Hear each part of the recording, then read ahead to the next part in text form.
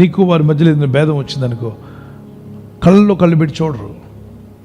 వందనాలు చెప్పినా వందనాలు వందనాలు అంటారు. ఈ పక్కన పడిన వ్యక్తి ఉంటే వందనాలు వందనాలు చెప్తారు. అవతలోడికి చెప్తారు, యువతలోడికి చెప్తారు, మాత్రం మధ్యలో బ్రిడ్జ్ కడతారు. ఇలా ఆ వందనాలు చెప్పాలని మనసు ఆ వ్యక్తి మీదకి రాదు. నిజంగా క్షమించామనుకో, ఆ మనిషికి వందనాలు చెప్తారు. మీరు బాధ అనిపించదు, అతను చెప్పిన మాటలు గుర్తురావు. You have forgiven. ఆ సిస్టర్ కానీ ఆ సహోదరు కానీ క్షమించేసావు, నీ హృదయంలో ఆనందం ఉంటుంది, సంతోషం ఉంటుంది. క్షమించిన తర్వాత మీరు వారి గురించి ఆలోచించరు.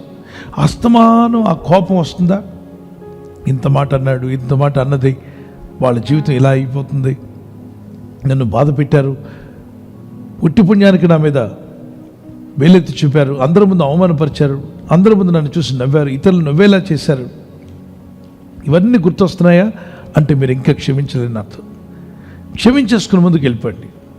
అందరికీ అన్నీ గుర్తుండవు అనుకుంటారు, అప్పుడు ఏదో జరుగుతుంది అందరూ గుర్తు. నో, అందరు బిజీ. ఈ బిజీ వరల్డ్లో మీకు ఏదో చిన్నది అవమానం జరుగుతుంది అదంతా గుర్తుంచుకునే అవకాశం కూడా లేదు. ప్రార్థన చేసుకుంటూ ప్రభు కృపలో ముందుకు సాగండి, క్షమించేయండి. ఆ వ్యక్తులు కనిపిస్తూ వందనాలు చెప్పండి, అంతే. God bless you.